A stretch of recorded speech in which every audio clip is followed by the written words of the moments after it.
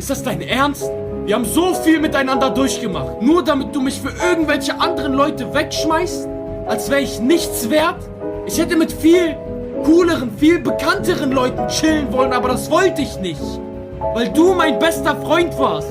Weil wir uns kannten, seitdem wir 3 sind. Und dann gibt es für dich eine Gelegenheit und du schmeißt mich einfach weg. Habe ich dir so wenig bedeutet? Ist dir mein Herz so wenig wert? Ich weiß nicht, was ich sagen soll.